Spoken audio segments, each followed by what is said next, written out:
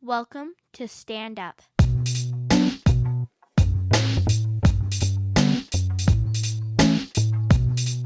Hey, what's up, everyone, and welcome to Stand Up, a Pitt Meadows podcast about resiliency, mental health, and music. On today's episode, you'll hear from a financial expert with over 30 years' experience helping people grow their money and retire with wealth and independence.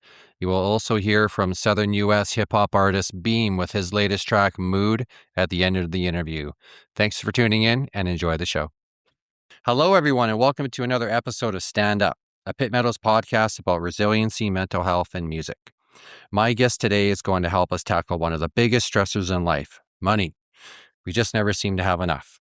There's always something that comes up that is going to cost us more money, and it's probably the number one thing that keeps you up, most of us up at night. Well, my guest today is going to help teach us that you don't need to make more money to get good with money. She has been a financial advisor for over 30 years and owner of Rubenstein Investments. Please welcome Malee Rubenstein. Malee, welcome to the podcast.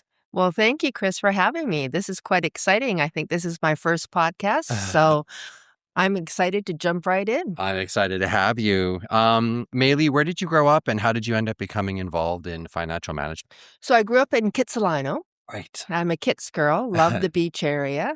And how I came into finance was we moved back from Hawaii, and my husband, Arthur, who actually started Rubenstein Financial, decided to get into insurance and investing.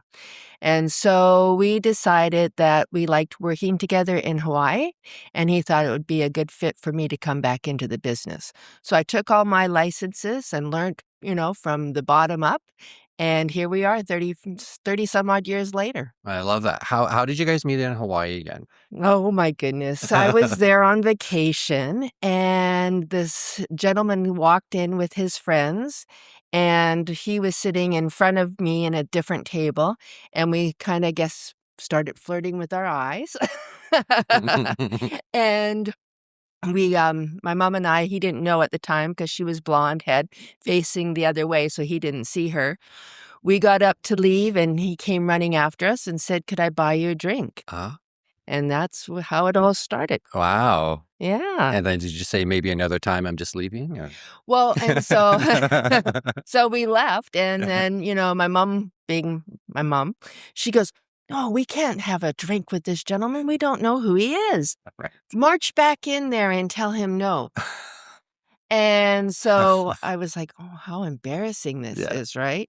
And so I go in there and I say, "Hi, I'm sorry, we can't have a drink." And he says, "But I bought you flowers. Let's go." Oh, wow. And so he had already had, as I said, the flowers, and he got his car come up in the valet, and it was a little red Mercedes convertible. And all of a sudden, my mom says, "Get in." Wow. She really changed her tune quickly. She changed her tune quickly. And so we've been married. We were just talking about this last night. 42 years. Wow. 5 kids and now 5 grandchildren. Yeah, that is amazing. Incredible journey, and still continuing on it. Yeah, that's awesome. Yeah. I mean, I'm 47, so it's like I've been married almost all my my entire life. Exactly. What was your first real lesson about money growing up? What was my first real lesson? Well, having children. Yeah. How to budget, how to get what everybody needs and make sure that they weren't left out, right? So I think that was always my idea. And people laugh at me because I always say, we got to get everything on sale, right? Because then you have a little bit more spending cash when you do have sales, whether it's buying groceries, putting shoes on their feet, going to programs where they give you a discount because we had so many children. So it was that mentality. And I think that's where budgeting really helped me. And that was my first real concept of how to look after money and how to make money work for you and for the family. Yeah, that's been a lot on my mind lately because I've got 3 kids and, wife's back in school. So it's very much about where do we find the money and where do we save and where do we budget. It's very much on the front of my mind. Right. So this is the perfect interview for me and for everyone, I hope, listening. Well, on that note, with everything going on right now, with everything going up, how do I start saving? Where is that avenue? So people are going to kind of get mad at when I say this, but you have to pay yourself first. Okay. Right? So you get your paycheck and most people go, "Oh my God, we got to pay the mortgage. We have to get the groceries. We have to pay the insurances, all the different things, right?" But my main thing is pay yourself first. So whether that is, $50, $100, whatever you can, that's the way you start saving. So you pay yourself first. That money then goes into an account, not your checking account, but a different account. So you keep adding and you get into the routine of putting that money aside.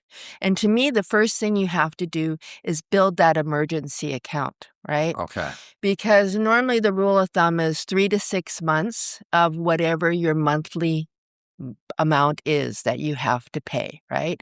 So if you have to live on, let's make it simple, $5,000 a month, you need to have at least 15 to 20,000 in a savings account because you never know when emergencies are going to come, right? They just all of a sudden they hit you and then people go, "Oh my God, what am I going to do?" And then they dive into maybe their RSPs or they rack it up on their charge card, Right. right? And so those are all things that we try not to do. So pay yourself first is the main thing. So I've always wondered about, like, on what you said there, because, it's paying yourself first towards like a retirement and sort of like that long-term savings, or is it like saving for that emergency fund first and then shifting to the long term, or do you do it at the same time? Like, If what do you you can recommend? manage to do it at the same Yeah. time, Okay. that would be ideal. But if you can't, let's get that emergency account set up first, Okay. right? That would be the first thing. Because that's the main thing. And it cut invisible spending, and you're going to say, "What's that?" Mhm. Well, most people don't know that they blow extra money on vacations Yeah. or the food delivery, subscriptions, random Amazon buying, or the impulse shopping, right? Mhm. Really sit down with yourself, get a budget, and really try to hone in of where you're spending those extra dollars. If you can cut that down a little bit more, then that would be wonderful because then you have your emergency money and then now your money saving for retirement too, working for you, Yeah. So right? you're saying sort of take a moment on a Saturday to really look at your finances and slow it down and see where Ex- you can, exactly. you know. And I think saving is not what's left after living. Living is what's left after saving. Right. So S- that's a mindset Yeah. that you really have to think about. And again, it goes back to pay yourself first. Can you say that one more time for everyone Sure. listening? Saving is not what's left after living. Living is what's left after saving. So I think what you're saying is save so that you can live better in the future, but not like the far, far future. Not the But far it future. creates a future where you have more free time Exactly. and you're saving for what makes you happy, Exactly. right? And that takes away the stress. Yeah. Life is so hard as it is. And then to compound just general living and the stress of how will I retire? How will I get there? How does it look like? And then we'll talk about this, I'm sure, a little later, but creating a roadmap. Hmm. That's what I think is the most important tool any person can have. Every one of our clients, we always say you need a roadmap, Mhm. right? Because if you're going to get in your car and you're going to drive from here to Pitt Meadows and you don't know how to get there, you need some tools, right? So same thing when living, in budgeting and doing life, you need a roadmap, Yeah. right? What do you say to people that are living paycheck to paycheck that are really having trouble getting those small amounts to be put aside for, or maybe there's a conflict of interest there with someone that they're living with that thinks, no, we don't need to save for the future. How can we do that when we're barely making ends meet right now? So first of all, I think what you have to do is stop creating new debt, right? So Yeah. when you're living paycheck to paycheck, you may then all of a sudden have to put something on the charge card. Then all of a sudden that charge card becomes 2 charge cards. Yeah. Then all of a sudden we're taking out a line of credit, right? So if, again, it goes back to that roadmap, right? Sit down, put a budget together, and really see living within your means, right? So if that one person that you're living with is overspending maybe, and, if you both sit down and take a look at that, that could then ease some of that burden to then start saving, right? Then we're not living paycheck to paycheck. Now we're in the same mindset to go ahead and create our financial future. Definitely. And Right? debt can be such a stress on relationships. I mean, For it just sure. causes a lot of fights. I know my wife and I have gotten into some arguments I think over everybody that, does. right? For sure. Um, And even wealthy people Yeah. have fights about money, right? right.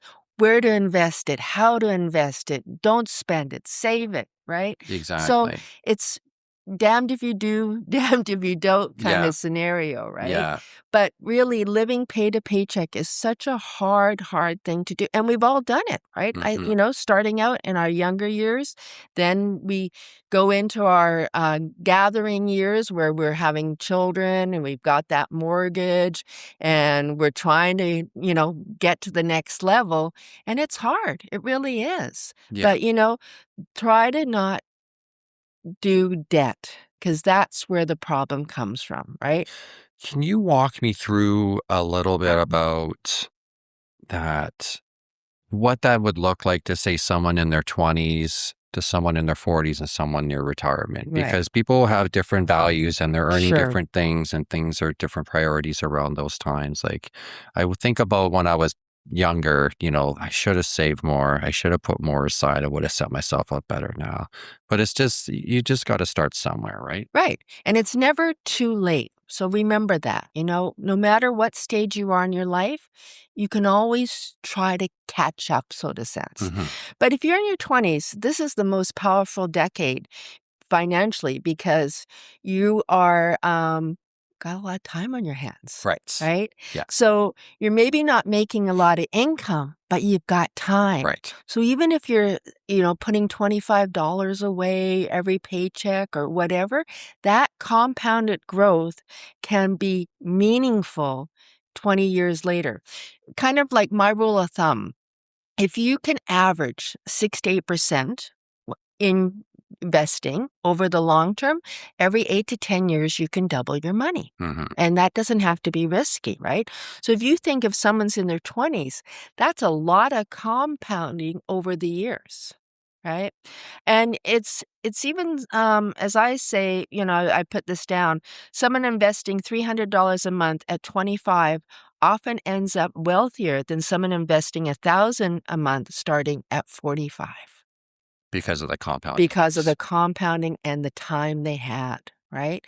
So if you can start early, please do, because again, you have that momentum of time on your hands. Well, let's unpack that a little bit because I think that even for me now, I find compound interest is a little misunderstood. Can you explain a little bit about what compound interest is and how do you tap into it? Sure. So the basic idea of compounding is you invest money, it grows, the growth stays invested, future growth happens on the larger amount. So let's make it simple. You put in $100, you made 5%, now you're $105. Now that 105 makes 5%, so on and so on and so on. So if you in first year, let's say you're up to 10,000 and now you're at 10,700, the second year, 10,700 is now gone to 11,449, right? It's just simple keeping the money reinvested and it keeps compounding and working for you. So when someone's going to their bank and saying, I want to open up a savings account so I can accumulate that compound interest, what sort of an account are they looking at? Or do they look towards someone like you? Does financial investing, what's that avenue? Depending again, let's go back. let's get that emergency account set up, right? So we want to have that. And unfortunately now interest rates are low. Banks aren't paying very good interest payments at the time, right? So you still want to have that money working for you. So open a TFSA, right? That's the greatest vehicle that Canada has, right? We have room up to 109,000 if you've never opened one to put money in and let that money grow because it's all tax-free when you take it out, right? So that's a great place to start. Start with the bank if you're not comfortable. An advisor, I think, is always a little bit better to have on your corner because they know a bit more what you're doing. You're seeing the same person all the time, whereas the bank, you're seeing a different teller. You're not maybe getting all the full information. So start with somebody that knows what they're doing. Right. Can you explain when someone's looking at a TFSA and they look at it's only going to be a 1% return, how does that 1% become a 6, 8, maybe 10% return? So TFSA, people thinks it's just a savings account, right? It's not. You can invest anything in a tax-free savings account. So if you just want to leave it in a GIC, you can have it in a GIC. If you want to move up because you feel a little bit more comfortable with risk levels, then move it into an investment. Move maybe into mutual funds or ETFs within the tax-free savings account.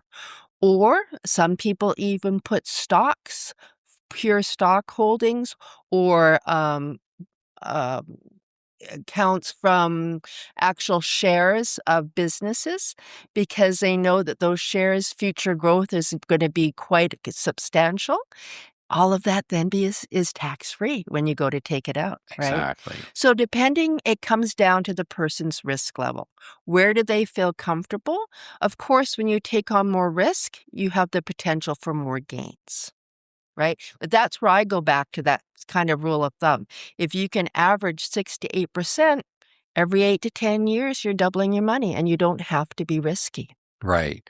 And the mutual funds I found are beneficial because I don't have time to look at stocks, for an hour a day and do that sort of investing all the time. Maybe I did in my 20s, but not anymore. Not now. No. And I know I have some listeners that are in the States.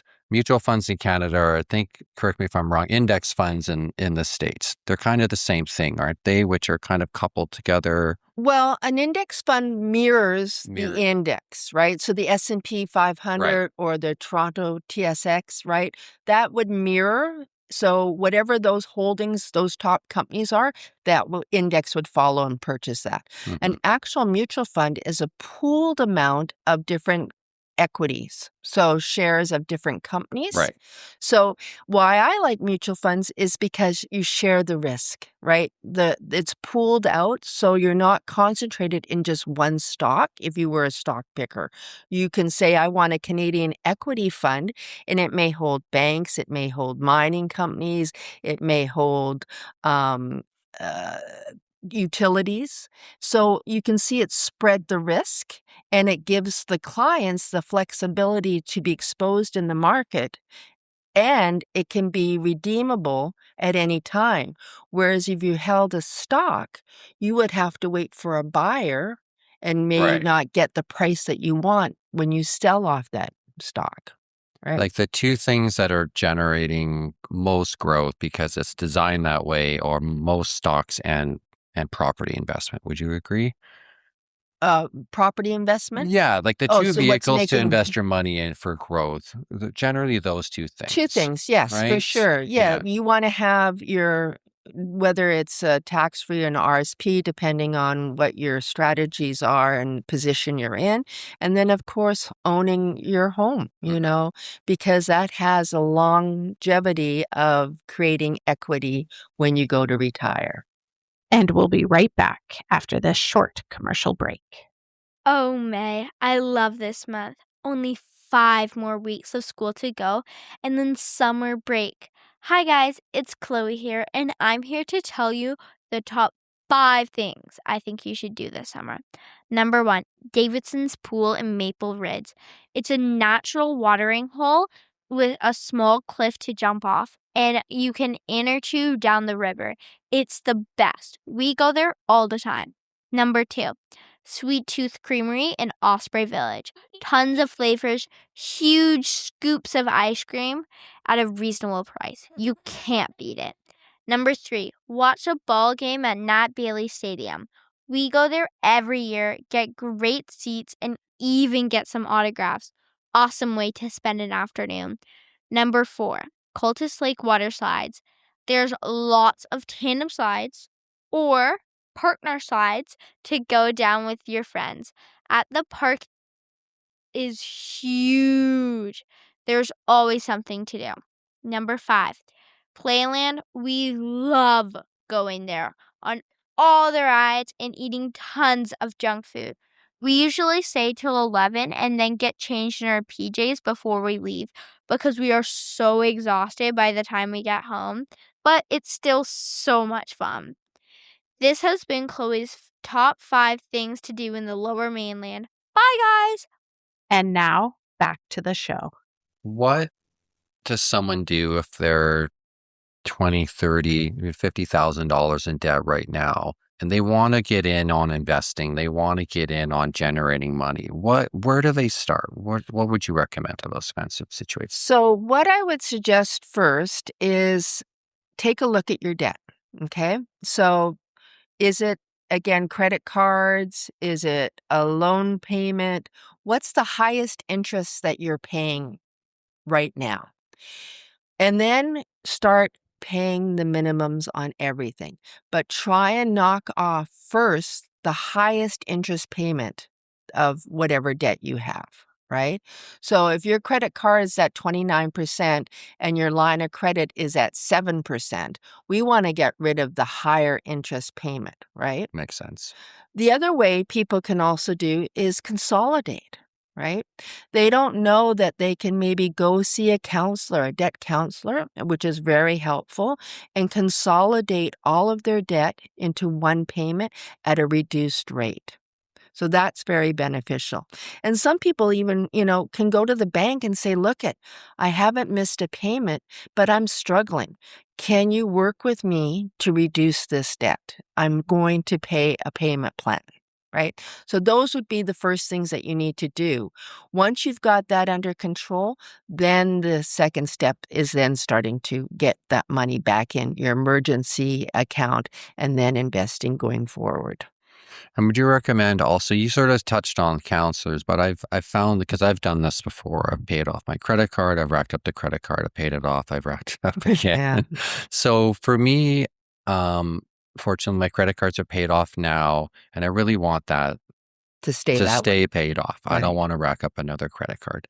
So for me, it's about changing my expectations and changing my habits so I don't fall into the same pitfalls. What's something that rich people understand about money that average people don't? Well, I don't think average people, everybody has the right to think about how their situation is, right? Being smart is where it comes into play. So, Chris, like you said, you don't want to rack up your credit cards. So, how maybe a wealthier person would handle the situation is they're not spending, they're living within their means, right? So, that's where it all comes back to. And again, we'll bring back that roadmap. It all comes back to what your budget is, right? So, if we find so many emergencies happening, then you need to plan for that. In your roadmap, we would have seen those bumps in the road and then started a quarterly, get that word out. Quarterly gains? Getting that money allocated into that section, knowing that there's going to be a couple more bumps down the line, right? So to me, when you are wealthier, you've got that plan in place. So you don't have to look back in the rearview mirror. You already know where you're going and you've laid the groundwork. Does that make sense to you? It does make sense to me. And when I know that I have some savings accumulated, it also helps me relax and it helps me think a little bit more clear about my financial future as well. Right. When I'm living paycheck to paycheck and when I've got debt, that's really all I can think about. And it just seems like an insurmountable thing that I just can't get out of. Yeah. So once that roadblock has been removed and you think, okay, I've on some solid ground right now.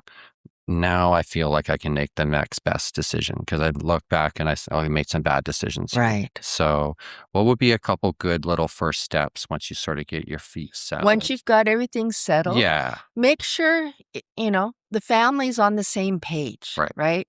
Because you don't want someone sabotaging what your direction of where you're going, right? So that's the first thing. Make sure that you are on track. And keep that budget. People say, oh, I should stop going to Starbucks for that $5. Well, it's habit, right? So if you're going to get back into those habits again, those credit cards are going to go back up. So it's really you changing and really focusing.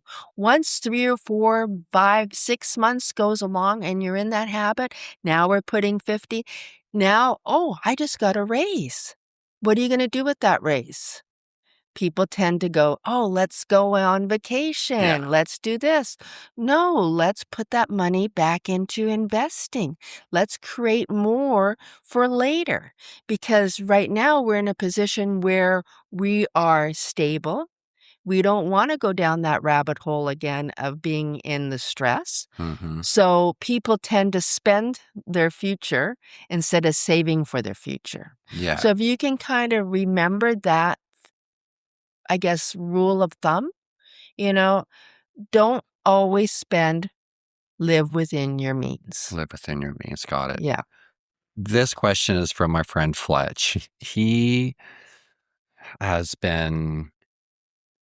some friends that got a piece of property passed down from them, and now they are going to have to pay some capital gains on that property.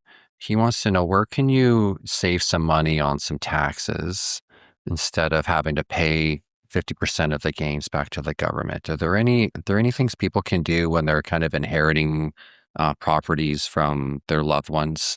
Well, there are ways to be tax efficient, right? Capital gains is not a bad thing. No. Right? You earned money on your investment. You earn money, Yeah. right? Yeah. So there's different ways. So having a property that he inherited, you can do many different things. You could do what's called a declaration of trust. So your parents own the home, they put you on as a owner, but things can then, when unfortunately they pass, the house would then go to you and you would only pay a portion of the capital gains, not on the whole amount, right? Because then it slides over to you. So that's one way of reducing taxation in that aspect. But when you think about capital gains, there's a couple of different things. Investing in a tax-free savings account, right? All that growth, no taxation, right? So that would be a first avenue once he's paid all of the gains and so on and so forth. Put that money in there and let it start working for you. Okay. Now he may say, oh, well, I've maxed out my TFSA. Where do I go next? Well, then the next avenue is, do you need to put money into an RSP, right? That's another vehicle that gives you growth over time and that compounding. You get the tax credit up front on your taxes from the proceeds. And then what happens at the end of the year when you have to, or excuse me, not the end of the year, when you turn 71, you have to start taking that money out in what's called a RIF at the age of 72. You have to pay taxes. But all that time, that compounding has happened, right? So taxes we can escape, but you just have to be more tax efficient. Right. Right? So there's other vehicles that you can invest in. There's ways that you have distributions that are paid out annually. And what I like to do normally for my clients, November, December, I take a look at, do we have any capital losses? If I sold off something that was below their adjusted cost base and create a capital loss to offset a capital gain, right? So there's different ways to look at investing to trigger those type of tax savings. So they would look at the loss and then they would see maybe where they can offset it by having a gain from either distribution at the end of the year or what's called a T5 or a T3 income that you receive from one of the holdings that you may have within a mutual fund or a stock distribution. So they're going to tax you, but then if we sold something off at a loss, it could help, bring down or reduce that actual tax. I like what you said before about putting yourself in a trust as well. Yeah, the declaration of trust. Yeah, I think that makes a lot of sense. Yeah, for help when you have parents and they're aging, it does help with taxation along the way. I've got some friends that still just like to spend money because it's the now, and they say, well, I don't know what the future holds, so I'm just going to spend my money now and just have fun. And I've always been like, well, you probably are going to be older, like there's like, you're going to end up being probably, 60, 70, hopefully 80, 90 years old. So you're going to want that money in the future. But what do you tell people that say, I'd rather just spend now and worry about it later? Well, I've had clients come to me and kind of in that situation where, they just take their paycheck, they're going on holidays, they're keeping up with the Joneses, they're buying the best new cars, right? They're just going through it. And then they say, hey, Malee, I wanted to retire at age 60. And I'm like, okay, well, where's our roadmap? Oh, well, I haven't done one. Well, what are we going to do? Well, let's go through the process of putting what your budget is. Normally what happens is if you're spending like that now, and most people, whatever their monthly spendable dollar amount is, when they go to retire, things don't really change. Just the pockets change, right? Okay. So if we're not using our car as much going to work, but now we're using the car because we're traveling more, right? So the pockets just change. But now I want to retire. Let's go. Let's see. What do I have? Well, where's your savings? Oh, we didn't put any savings together. We were buying and having a good time. Yeah. Okay, well, we've got CPP and OAS. Do you have a pension from your work? No, I don't have a pension. Do you have some? Yeah, I've got some RSPs. Okay, well, let's put that into the mix. Okay, well, let's see. So your average spending, let's just say this person spends $6,000-7,000 a month. Right. So they're going to need 84 to 90,000 a year if they go to retire. CPP, OAS, let's just say between the two, maybe brings in 2,000 a month, right? No pension. If they've got RSPs, again, how much we don't know. They have a shortfall. I'm sorry, you can't retire. You're going to have to work until you're 70. Right? That's the reality. Yeah. So people who are doing that are foolish, right? Because how are they going to manage? They're going to be working, unfortunately, maybe till they're 75, right? Yeah, and that's just the situation. Right. So people, I wish it's great to have fun and do all of that. But again, live within your means, put that budget together, get that savings going. Then you can sleep at night. And then when you go to retire, like we have clients, I'll give you another example. He was working, they have a pension, they have savings, and he says, I'm only 60. Really? I can retire? And I said, yes, it's great. Look at the numbers. Your cash flow is lovely. This is what you spend. You have more than enough. You have a surplus every month because you don't use all of your money. Open that champagne.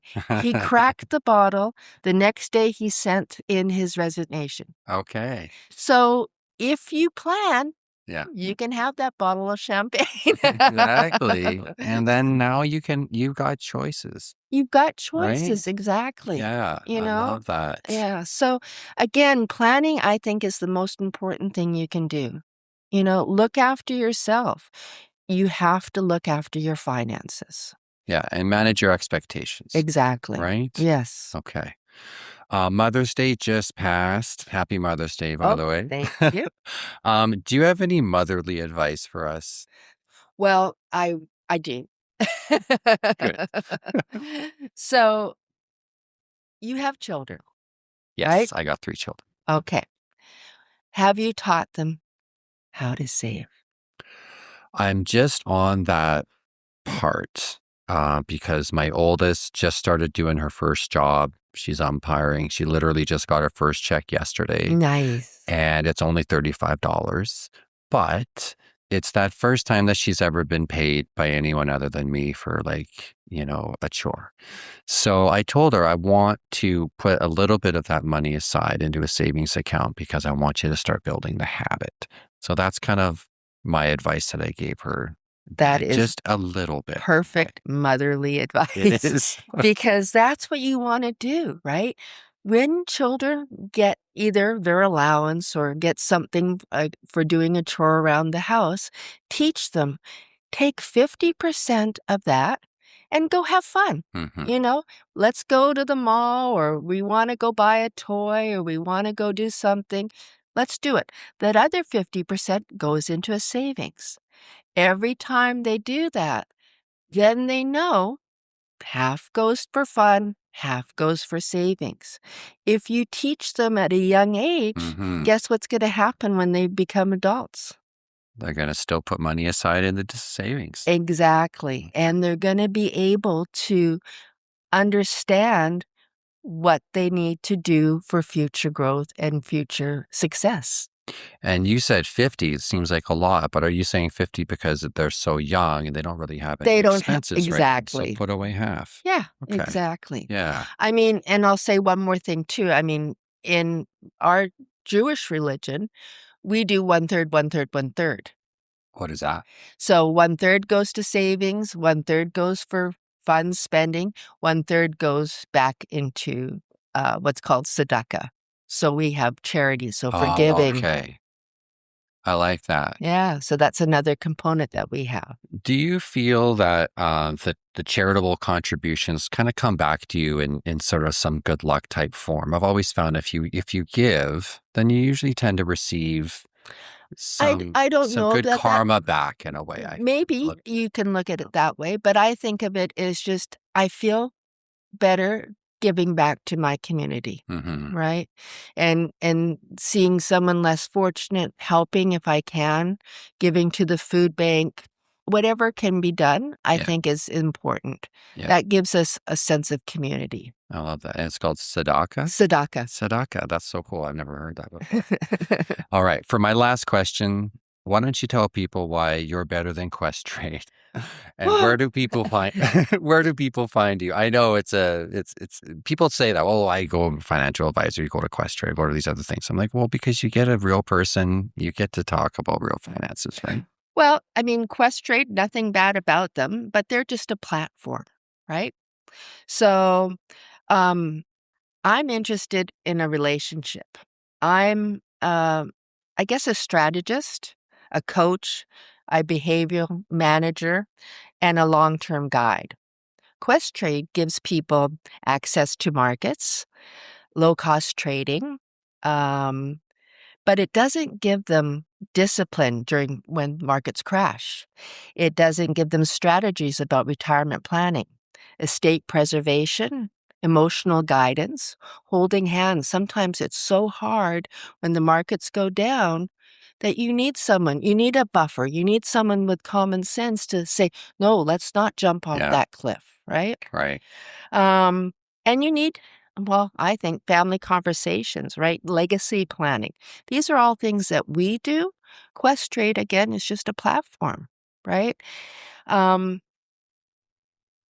I think, I guess, a good advisor prevents human mistakes. So again, like when you're jumping off the ledge, Yeah. when the markets go down, people get frightened. Oh, sell, sell, sell. No, you need to have long-term mindset that everything will correct itself. We can only look back at future. Mhm. I mean, excuse me, at past, but the future we can see mirrors the past, right? Markets go down, markets go up. So that's why if people sell off, they're going to lose what they gained and they'll never get back to where they were. Yeah. So by having a advisor, we do that. Like we talk common sense, right? We help, we give you, I guess, confidence, and we give you simplicity of how to make that roadmap, how to make better decisions when you have life-changing events, right? I mean, I think building long-term relationships is the most important thing for clients. Q-Trade doesn't have that.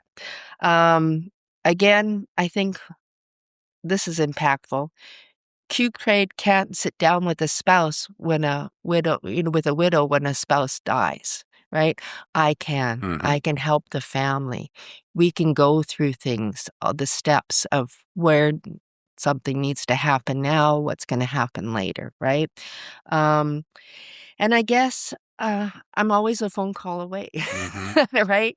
And I feel that everyone deserves financial advice. Our clients become part of our family, and us to family means everything. I love that. That's how we are. I love that you use a couple words. You said the words trust and you said the word coach. And I think that's super important. Yeah. Right? Because you're right. If something does, happens, tragedy, or something happens financially, you need someone there that you trust to kind of help you through that financial questions, Exactly. And that's the coach that's the perfect kind of image in my mind, because it's somebody that helps you through your paychecks and where to invest it and what to do. And ultimately it's up to the person. Right. But it's great getting good, solid advice from someone that you trust and you have that relationship built up. Yes, it is. Fantastic. Malee, where do people find you? How can people contact you? Well, we have our website, rubensteinfinancialmanagement.com. We're in Steveston, lovely place. If you want to come for fish and chips, walk along the dike, go for a bike ride. It's the best place in Richmond. Oh, I love it. I love it. And we're on Google, we're on Instagram, Facebook, all those platforms. You can get a hold of us. Well, thank you so much for joining us today. It's been a huge pleasure, and I really appreciate you taking the time to talk to us. Thank you, Chris. It was fun. Now it's time to close out the show with a stand-up podcast featured artist. This musician is out of the Southern U.S. Here is hip-hop artist BEAMN with his awesome song, Mood. Check this out. Nobody gonna tell me what to do. I'm in the mood. I woke up this morning, I was in a mood.